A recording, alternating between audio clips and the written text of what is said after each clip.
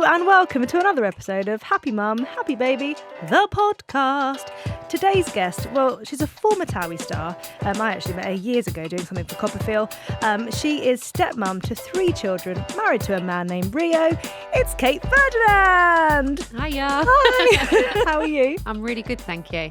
You are manic at the moment. Super busy. I'm really loving it though, to be honest. Are you? Just getting back into working and, having a bit of time for myself. So I'm really enjoying it. So at the moment you are in full-on promo. Yeah. Promote your book, Fitter, Happier, Healthier.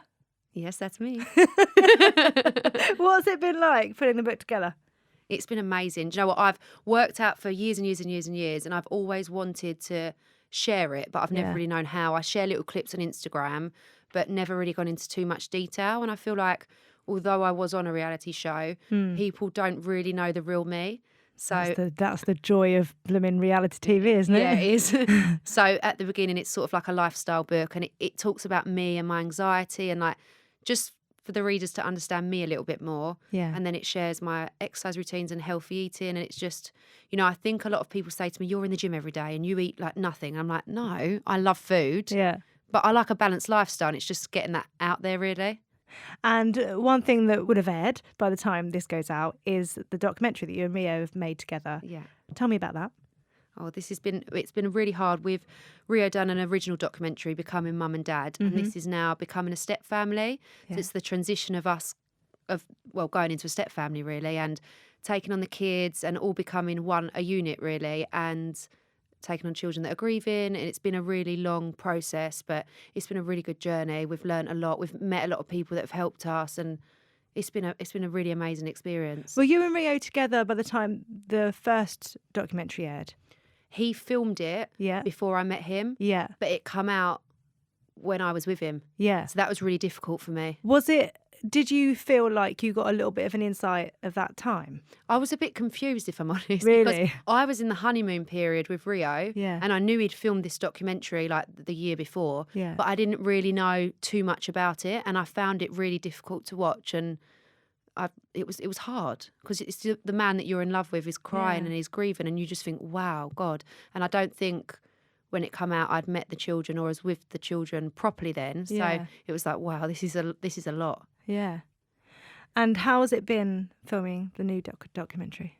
It's been really difficult. Yeah. It's been really good, but I feel like, we've both been really open and honest and raw, and that brings up a lot of emotions because it's a really difficult situation to come into. I mean, the kids have lost their mum and Rio's lost his wife, and then the kids have lost their nan and Rio's lost his mum. So they've just lost 2 massive women in their lives. Yeah. And then all of a sudden, here's a new woman coming in, trying to make everything happy, but they're grieving, and I've taken on their grief. Yeah. So I feel like I know Rebecca, and it's just a bizarre place to be in.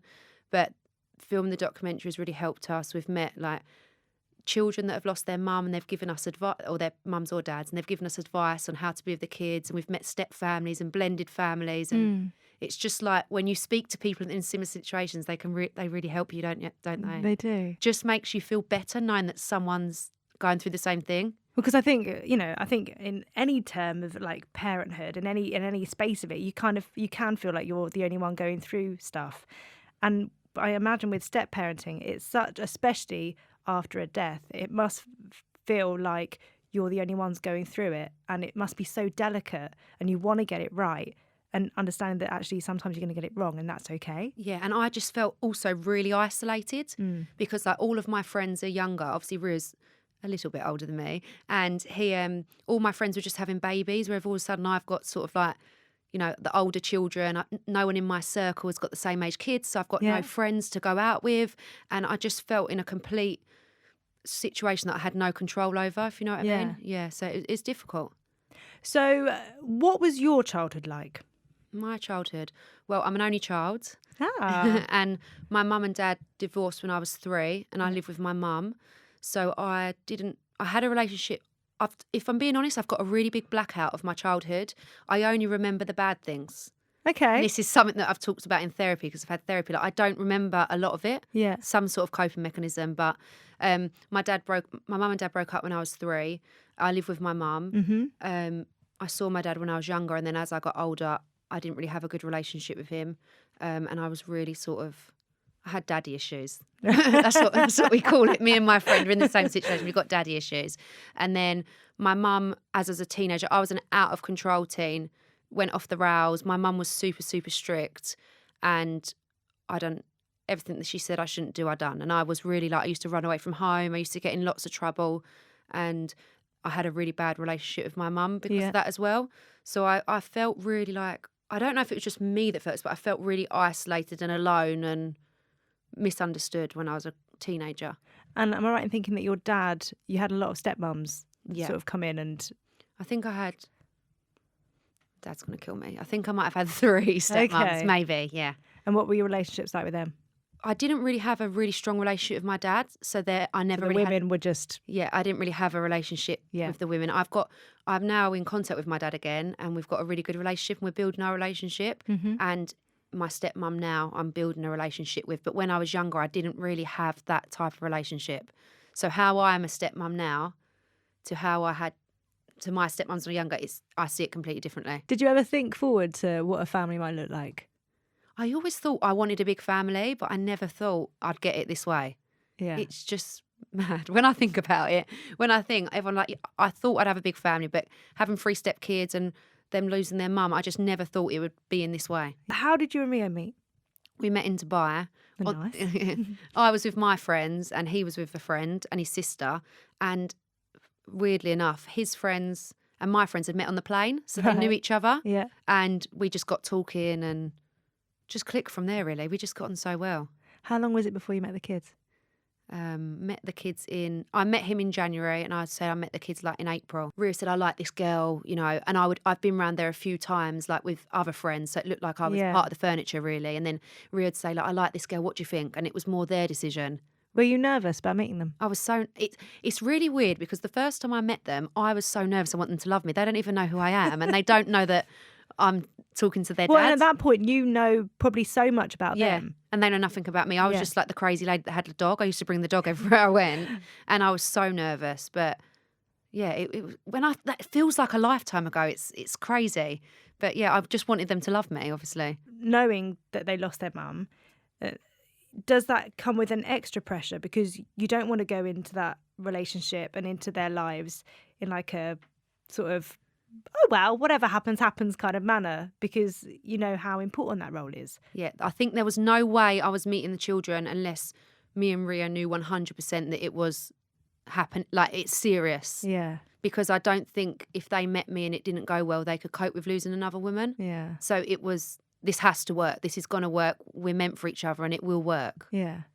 And how was it when you actually moved in? Hard. Was it? I think I always try and think positive. Yeah. And I didn't really, if I'm being honest, Yeah. think about how difficult it would be. I just thought, I'm fine. I'm a nice person. It'll be okay. Yeah. And then I moved in and I was like, whoa, it is going to be okay. But this is hard. It was so hard. I was living in, I talk about this in the documentary, a house which was obviously Ria and Rebecca's house. Mm-hmm. And there's all pictures on the wall of their wedding and everything. And it was really, really difficult, hard for me. I felt like I was living someone else's life. Yeah. And I wasn't already a mum. And my life revolved around me and my dog, really. Yeah. And I just would eat out all the time. And I lived a really single life. And all of a sudden I have to cook for 3 kids, look after them, make sure everything's okay. And it was really difficult. I couldn't cook. That's the thing, isn't it? Because you moving in with someone is one thing, but actually moving in with someone and then that role being there for you to sort of step into and take over, and that's a lot. Hard. It was a lot. It was a lot, but I wanted to do that. Rio gave me the option. Do you want to take on that full-time role? And I said, I can't be in your life and not be everything in the kids' life as well. I want to be part of everyone's life. Yeah. It was hard. Even I know I keep saying about cooking, that's a really simple thing.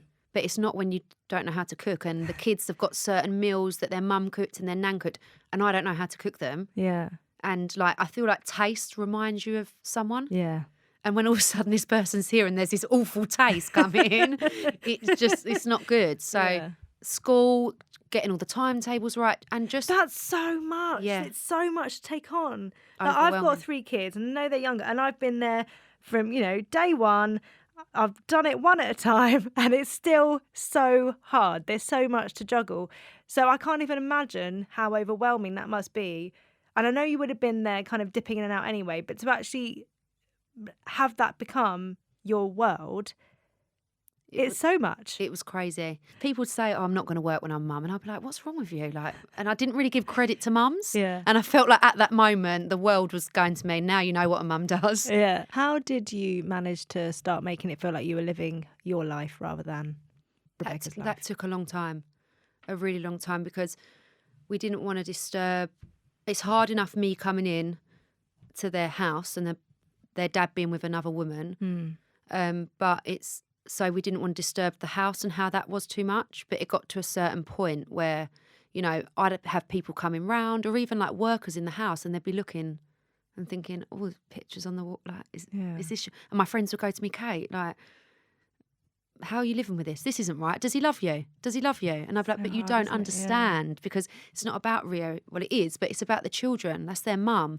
So that was a really difficult. I guess that's a massive part of it, isn't it? It's her being there. It doesn't change anyone's love and acceptance of you, but it's remembering her. Yeah, that was hard, and I feel like we once we decorated one room in the house, and we all like come together, and there was photos in a really like prominent place in the hallway, and we all took a photo each and we made a room called Mummy and Nanny's room. So the photos are still in the house and they're in the kids' bedrooms, but it's just in one area so that it's more controlled because Rio was getting upset and I was getting upset and some of the kids didn't want to see photos all the time because it brings back a lot of memories. So I guess it's that thing, is it deciding when you remember and to have those moments of reflection and thinking about rather than it always being there and actually almost not noticing, because I know that pictures on the wall sometimes I haven't looked at them for weeks, and it's almost worse then because you've just walked past and you've not even noticed. Whereas actually, if you have somewhere that you can go and you can remember and be surrounded by that person, it feels better. It feels better, and it feels like it's done properly. And the children do. It's called Mummy and Nanny's room, and the children do their homework in there, and the Xbox is in there, and it's like. Did you all talk about it? Yeah. Well, Rio spoke to the children first, and then we all done it together. Yeah. Yeah. Have there been moments where you have felt rejected? Because it is, you're going into, really. I don't now. I feel like we're in a really good place. But at the beginning, I just felt like I was fighting against this force and I just couldn't, it just wasn't happening. You know, in everything I'd done, there was people in the house and they'd say, no, you don't make it like that. That's not how Rebecca done it. And I'll be like, but I'm not Rebecca. Like, I want to be me, and I felt like everyone didn't want me to be me. Right. And me wasn't good enough. And I had really like loads of issues, and I was really struggling with anxiety and stress. I was getting really ill all the time. And then I just had therapy, and we just had to get to a moment where I thought, do you know what? I can be me, and that's okay. And mummy can be mummy. Yeah. And we talk about mummy every day. Do you? Yeah, of course. Like, this is a really big thing. It's like, that is the kid's mum. Yeah. Like, even if I was to go now, I still want them to talk about me. Yeah. And they've got to remember their mum. So we talk about mummy. It's funny because I know more about mummy than they do. And they go, how do you know that?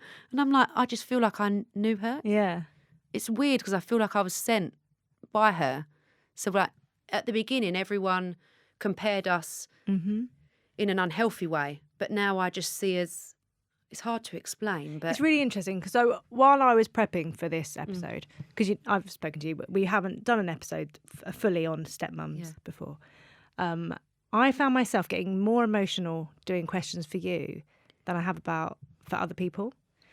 And I don't look at my questions at all when I'm doing this, but I think a large part of it is I feel that if anything were ever to happen to me, I'd love someone like you to be there for my kids. It's going to make me cry. Do you know what I mean, though? Because I just think we have grown up where this stepmum is this wicked figure who locks a girl up in the top of the room and takes over the house. But actually, I've got a stepmum, and last year, she's been in my life for 11 years, and I only last year sort of introduced her as my stepmum rather than my dad's girlfriend.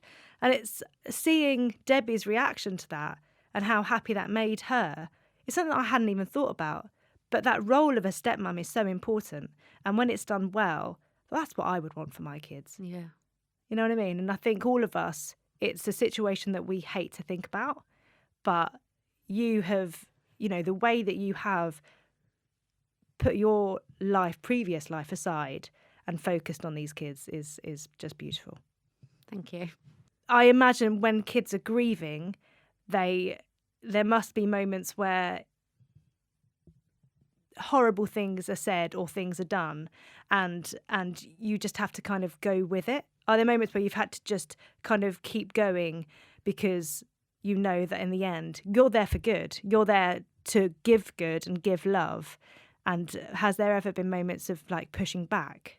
There's been, at the beginning, there was quite a few. Yeah. And I feel like the kids were really grieving. They were confused, they missed their mum. And I think they were stuck between, they loved me, Yeah. but does that mean they didn't love their mum? Yeah. And that's a part of grief, knowing that you can love both of us and mummy's not going to be upset with that and I'm not going to be upset. And that was a big part that took quite a long time. But now they're really comfortable with knowing that they love their mum and they love me, and that's fine. And we're both strong women in their lives.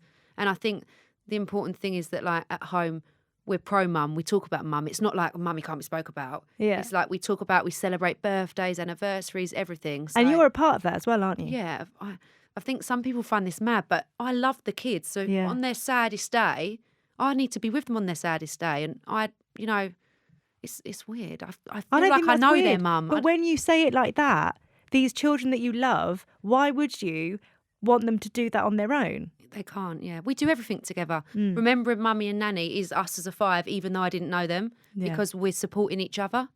Was there a moment where you fully felt accepted? And has it happened at different stages with each? Because obviously each child is different. So your relationships with each of them is going to be different. It's really mad because I know the kids love me. I know they love me, but I'm still really insecure about certain things. So it's all going great. And then one might act funny for one day and I'll go, they don't love me, Rio. And he's like, what's wrong with you? What's wrong with you? But when we were doing the documentary, we met other step parents. Yeah. And they say that step mums have the most anxiety because they're you just want them to love you. And they do something little, but because you're not their biological parent, you take it as an offence sometimes when it isn't. And I still do that sometimes now. Really? Yeah, because I don't know, I don't really know what it is, but I do. Because you care so much. Yeah. And you want to get it right. I just want it to be, this is my problem, I want it to just be perfect. I just want them to be so happy, and that's not reality. You can't be happy all the time, especially when you've lost a parent. Talk me through the proposal. Were the kids a part of that? Yeah. Were they? Only the day before, I think. Okay. Because they would have slipped up. But yeah, that was so special. We were in Abu Dhabi and we were on a rooftop. I sort of had a feeling something was going on because I was moaning because I had my hair done, I had lip gloss on, and I didn't know we were going on a helipad. Right. And the wind was stuck, my hair was stuck in my lip gloss, and I was going, for God's sake. And Tate was looking at me like all stressed out, and everyone was a bit anxious. I thought, oh no. And then I thought it was going to happen because we were sitting on two chairs. And I thought, and it didn't. And I thought, oh, I'm making this up. Like, maybe I'm wishing this would happen. But yeah, Rue proposed. The kids were there. It was just perfect, really. Yeah. Yeah, really special. And obviously you got married last year. Yeah. How was that? Amazing. Does everyone say that? No, it was amazing. I think knowing everything that the kids have been through and Rio, and that we've been through as a family. And when I think about the first day that I met the kids... Yeah, that is all I could have ever dreamed of. The boys walked me down the aisle, and Tia was my maid of honour. Did they say anything to you before they walked you down? No, but they done speeches. All three of them at the wedding.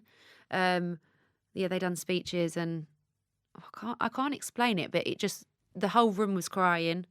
It was just unbelievable. The kids to get up and stand up there and just be so happy. Like, even when I think about their mum or their nan, like, they'd be so happy to see them this happy that it was amazing, but really emotional. And how has, becoming a married couple, how has that changed you as a family? I feel like it's the same. Do you? Yeah. I mean, it's nice to have the same name as the kids. Yeah. Because that was always an issue, like when we're travelling. If I'm taking them on my own, I got stopped quite a few times. And then that added a bit of sadness because I felt detached from them. So... having the same surname's nice. It's still mad. They still drive me crazy. But I think I feel a bit more content and a bit more settled. Yeah. But apart from that, it's just a madhouse. And is it weird now looking back to how it was when you first entered the house to now? It is really different. Like, even like the house, like a man lived in the house. Do you know what I mean? They don't take care of the womanly touch. The kids say there's a woman's touch in here and they love it, and everything's like done a bit better because men haven't got that touch normally. Yeah. Love you, Rio, but he doesn't. So yeah, it's so different. I feel finally, and it's taken a really long time, like it's my home. Do you prepare yourself for like days ahead and the missing women in their lives? I find that like around big days like Mother's Day and their mum's birthday, I am anxious and really worried about how the day's going to be. And it's often not on those days Really? that it's bad. It's normally at random points. And I don't really feel like you can prepare. Well, Yeah. you can't really prepare for it. You've just got to ride it out because you don't know when it's coming. Uh-huh. I think someone said to me, grief is like jumping in and out of puddles for children. 1 minute they're in it and 1 minute they're out. So you never really know. But I think the kids have therapy and constant support, and you've just got to sort of be there ready for when they are upset and just be there for them, really. I sometimes look at myself and realise that I've become a total bore. I just repeat myself constantly. And it's difficult kind of feeling like you are lost in the discipline or lost in the constantly nagging kids to do their homework, put their shoes on, fold up their clothes. Like it's repetitive, and you can feel like you're losing yourself almost in that role. Completely. No. I feel like I'm losing my mind. I am a clean freak, Yeah. a control freak, and I run a very tight ship. So everything has to be clean in its place. I said to Tia the other day, how many times have you called my name? Because I feel like, where's Dad gone? It's Kate every 2 minutes. I'm like, please, I need to change my name, please. She said, I think I've called it about 100 times today. It's just like I nag. It's just constant. I feel like it's non-stop. And I do feel like sometimes I go, Ria, I just can I have 5 minutes in the bedroom? I'm just going to go and sit down for 5 minutes. Then I get a knock at the door. Hello, Kate. And I'm like, oh my God. Can't even go to the toilet in peace. But that's a weird thing, isn't it? You wouldn't even think, as like a stepmom, there's that invasion of privacy. All of a sudden, that's not even private. No, you can't even go to the toilet. And I think that's something as a stepmom I struggled with. Like when I lived on my own, I'd just walk around in not much clothes. Yeah. Now all of a sudden I've got 3 stepchildren. I can't be doing that anymore. And it's even the adjustment of them knocking on, I'm naked, don't come in. That's what I do. Or like they walk in and I'm in the shower and Tay goes, oh my God. And I go, walk out, pretend you didn't see it. Because it's just crazy. Yeah. I don't think there's a minute. And I think that's what I didn't realise before I was a stepmom. Yeah. I'm like, oh mum, easy job. No, it's non-stop. Yeah. It is non-stop. That's why it's nice for me to get out and do this book and be working, so I get a bit of me time. And when I get home, I've got a little bit more tolerance. And Rebecca's family is still a massive part of the kids' lives. Yeah, they still see the children. It's hard, obviously, because Yeah. I had to get to know all of them as well. It's sort of like, for a while, like I said, I felt like I was Rebecca, but I'm me. Yeah. Because I need to be friends with all her friends. I need to remember all of her friends' children's birthdays. But I don't know any of them, and it was like overwhelming because I wanted to keep those relationships open. That's another. Yeah, I didn't even think about that, because otherwise it's more cutting ties with more people, less people there for the kids. It's hard, but yeah, obviously Rebecca's family was really difficult at the beginning. It's hard for them to see another woman in the house, in Rebecca's house, and especially where I'm in the public eye, a lot of things I envision it's hard for them because it's everywhere. But we've got a good relationship and we're building it slowly. Did filming the documentary make you face certain things that you didn't even realise were a universal feeling with other people? I think me and Rio were really like in our own bubble. Yeah. And we just thought that we're the only ones going through it. Yeah. And people talk to you like, oh God, I've had a bad day. And you think, well, you haven't had a bad day. We've had a bad day. And like you just become consumed in this life. And we felt like there was no one that understood that we were going through because no one in our close-knit did. And just meeting other people in similar situations, it just helped us so much. A lot of the times in the documentary I go, wow, oh my God, that's how we feel. Yeah. So it's just so good to meet other people, and then you just don't feel alone. Yeah. You know that other people are going through it. Did hearing other people share feelings that you've felt help you address them? And also, did they kind of break you in a way?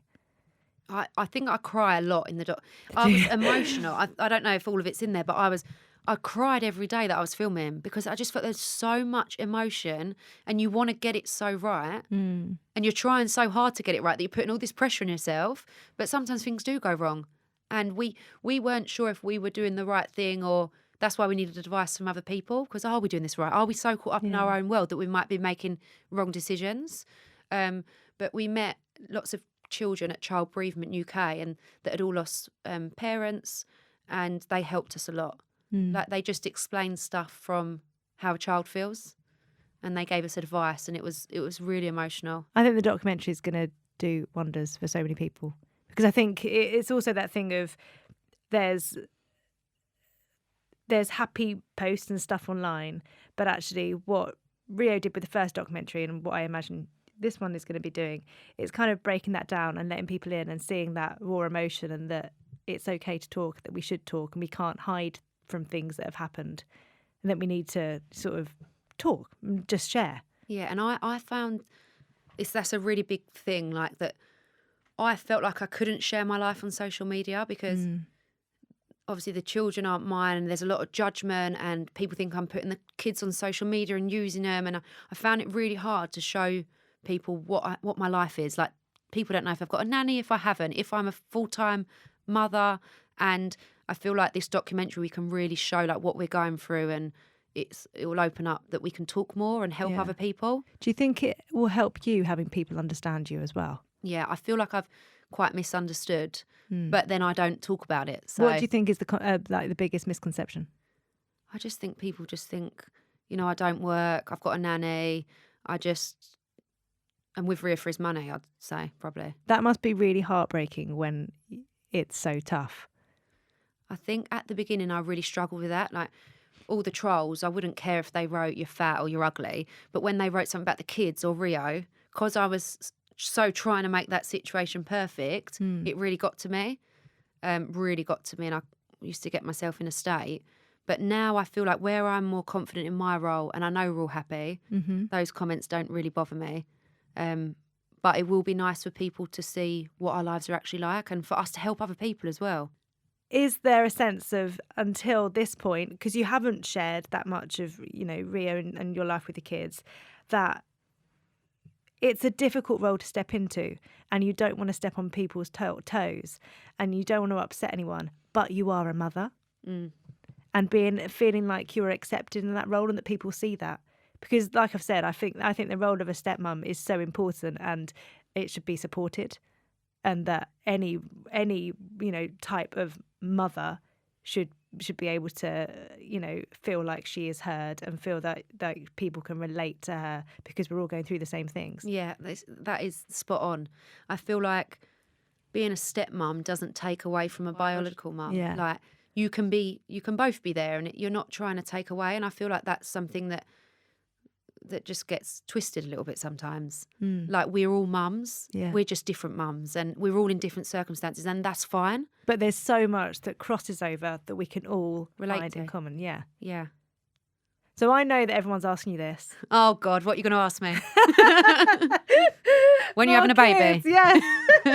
No, is it? I'm not going to ask you about when, but because I know that it is something that you guys have spoken about and would like to happen in the future.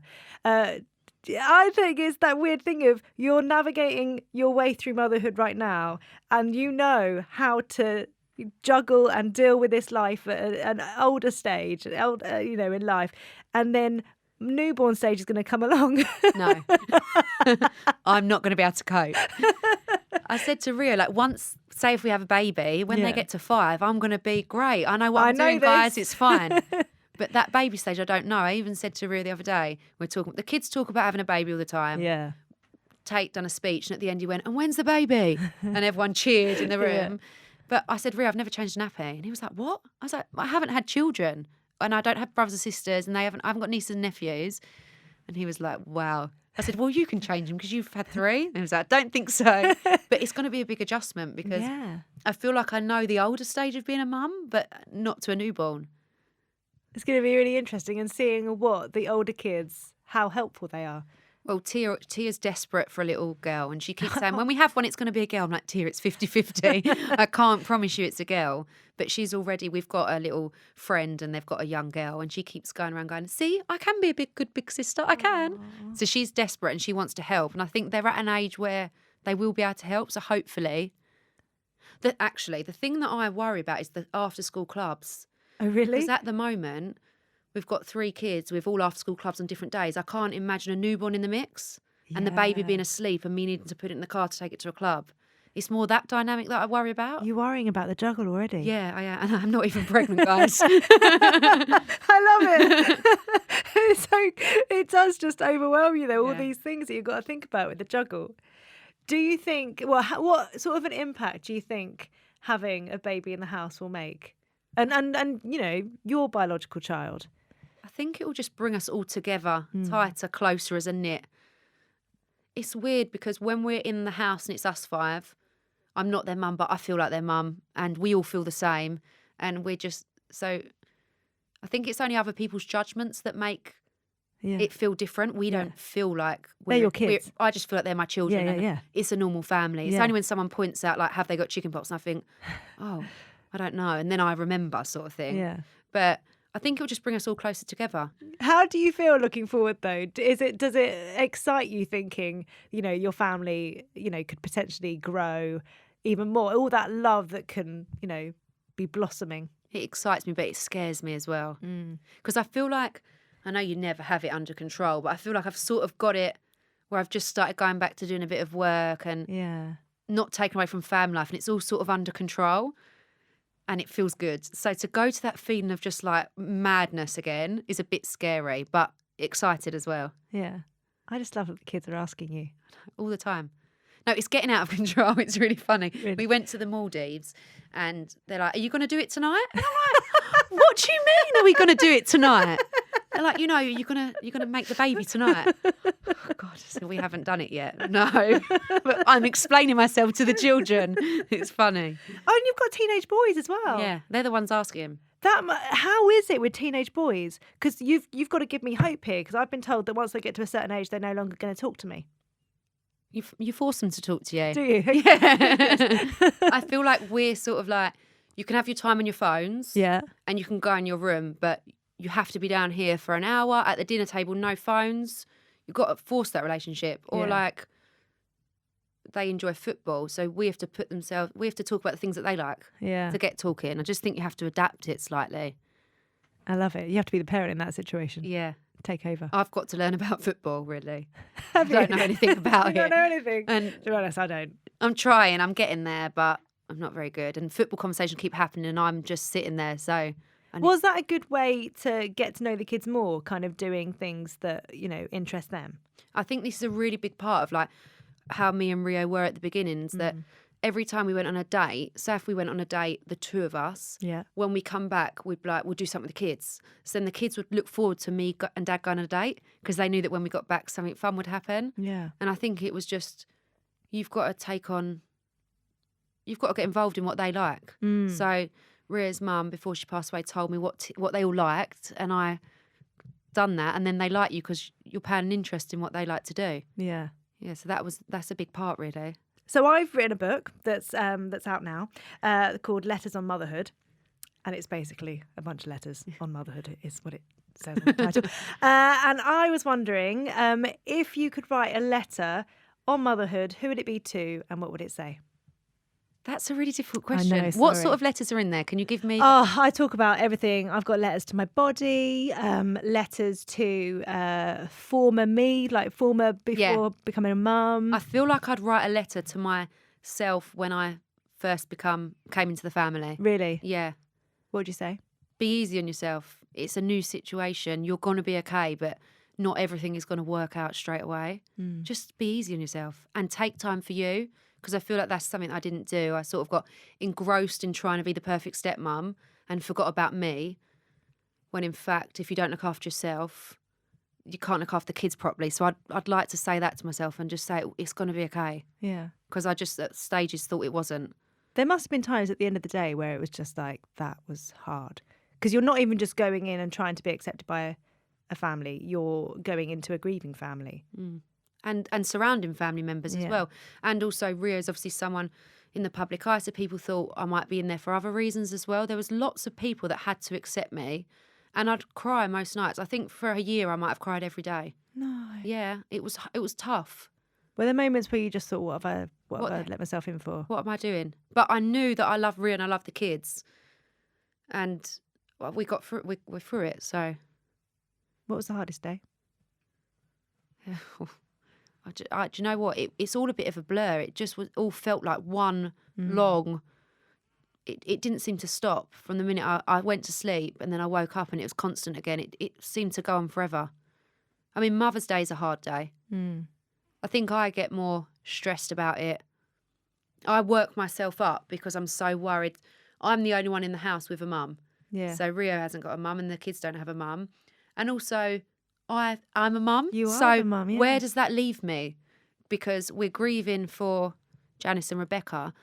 Do I get appreciated on that day? Do I appreciate my mum on that day? It's a hard one to find the balance. The first year, no. And I was really upset. And the first year my mum was round and I didn't know what to do. Do I put the balloons out? Do I not? I don't want to draw attention. It was just really difficult. Yeah. But how did you feel on the end of that day when you had? I was crying my eyes out in bed because I didn't even get a card. And I felt like I put so much into mummy and nanny and doing everything for them. And I just felt really, really sad. Did Rio know that you felt that way? He did by the end of the day. No, he did the next day, I think, because I remember being in the gym the next day and I was on the cross train. I was crying my eyes out, and he was like, "What's wrong?" And I said, "It's not about the gifts or anything like that, but I feel like I'm working so hard to be a mum to you lot, and I don't know if am I bad for wanting to have a little bit of love that day, knowing everything you've gone through? It's just a really hard one to find the balance of." Yeah. But last year was different. Really? Yeah.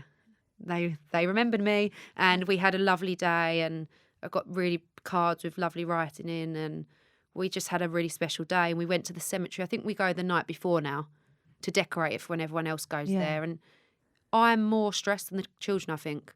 The children are okay. Yeah. I'm so worried about them. I get so anxious. And what is the worst that can happen? They're going to be sad.